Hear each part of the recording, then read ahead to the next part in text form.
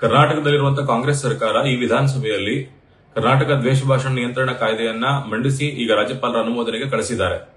ಹಿಂದೆ ಈ ಸರ್ಕಾರ ಮಾಡಿದಂತ ಫ್ಯಾಕ್ಟ್ ಚೆಕ್ ಏಜೆನ್ಸಿಗಳಿಗೆ ಒಂದು ಪೀನಲ್ ಪ್ರಾವಿಷನ್ ಕೊಡೋದಕ್ಕೋಸ್ಕರ ಮಾಡಿರುವಂತಹ ವೇಗ್ ಮತ್ತೆ ಡ್ರಕೋನಿಯನ್ ಕಾನೂನು ಇದು. ಈ ಕಾನೂನಿನ ನಿರ್ದಿಷ್ಟ ಅಂಶಗಳು ಏನೂ ಇಲ್ಲ.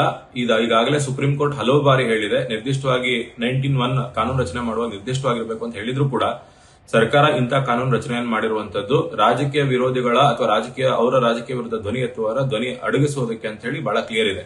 ಈ ಕಾನೂನು ಇಲ್ಲದೆ ಇದ್ದಾಗಲೇ ಕರ್ನಾಟಕ ಸರ್ಕಾರ ಹಿಂದಿನ ಸೆಪ್ಟೆಂಬರ್ ನಲ್ಲಿ ಮಂಗಳೂರಿನ ಉಳ್ಳಾಲದಲ್ಲಿ ಹಲವರು ಭಾರತ್ ಮಾತಾ ಕಿ ಜೈ ಅಂತ ಘೋಷಣೆ ಕೂಗಿದ್ರು ಅಂತ ಹೇಳಿ 153A ಸೆಕ್ಷನ್ ಕೆಳಗೆ FIR ಮಾಡಿದ್ರು. ಆಶ್ಚರ್ಯ ಅಂದ್ರೆ ಭಾರತ್ ಮಾತಾ ಕಿ ಜೈ ಅನ್ನುವಂಥದ್ದು ಹೇಟ್ ಸ್ಪೀಚ್ ಅಥವಾ ಪ್ರಮೋಟಿಂಗ್ ಎನಿಮಿಟಿ ಅನ್ನುವಂತ ನಿರ್ಧಾರವನ್ನು ಪೊಲೀಸರು ತಗೊಂಡು ಅವತ್ತು FIR ಮಾಡಿದ್ರು. ಇದನ್ನ ಕರ್ನಾಟಕ ಹೈಕೋರ್ಟ್ ಚೀಮಾರಿಯನ್ನು ಹಾಕಿ ಈ FIR ಅನ್ನು ಕ್ವಾಶ್ ಮಾಡಿತ್ತು. ಅದಲ್ಲದೆ ಹೈಕೋರ್ಟ್ ಒಂದು ಪ್ರಶ್ನೆಯನ್ನು ಕೂಡ ಹೇಳಿತ್ತು, ಏನಂತಂದ್ರೆ ಭಾರತ್ ಮಾತಾ ಕಿ ಜೈ ಅನ್ನುವಂಥದ್ದು ಹೇಟ್ ಸ್ಪೀಚ್ ಹೇಗಾಗುತ್ತೆ ಅನ್ನುವಂತ ಪ್ರಶ್ನೆಯನ್ನ ಕರ್ನಾಟಕ ಹೈಕೋರ್ಟ್ ಅಂದಿನ ಪೊಲೀಸರಿಗೆ ಮತ್ತು ರಾಜ್ಯ ಸರ್ಕಾರಕ್ಕೆ ಪ್ರಶ್ನೆಯನ್ನು ಮಾಡಿತ್ತು. ಈ ಕಾನೂನು ಬರದೇ ಇದ್ದಾಗಲೇ ಇಂಥ ಪರಿಸ್ಥಿತಿ ಈ ರಾಜ್ಯದಲ್ಲಿ ನಿರ್ಮಾಣ ಆಗಿದೆ. ಯಾರು ಧ್ವನಿ ಎತ್ತಿದಿರುವಂತಹ ಸ್ಥಿತಿಯಲ್ಲಿ ನಾವೆಲ್ಲರೂ ಇದ್ದೀವಿ. ಈ ಕಾನೂನು ಬಂದ್ರೆ ಈ ಕಾನೂನು ಬಂದಿದ ತಕ್ಷಣ ಸರ್ಕಾರ ರಾಜಕೀಯ ವಿರೋಧಿಗಳು ಅಥವಾ ರಾಜಕೀಯದ ವಿರುದ್ಧ ಯಾರು ಧ್ವನಿ ಅಂತ ಎತ್ತುತ್ತಾರೆ ಅಥವಾ ನ್ಯಾಯಕ್ಕಾಗಿ ಯಾರು ಮುಂದೆ ಬರ್ತಾರೆ ಅವರನ್ನು ದಮನಿಸುವುದಕ್ಕೋಸ್ಕರ ಈ ಕಾನೂನು ಜಾರಿ ಮಾಡಿದ್ದಾರೆ ಅಂತ ಹೇಳಿ ನಾವೆಲ್ಲರೂ ಅನ್ಕೊಂಡಿದ್ದೀವಿ.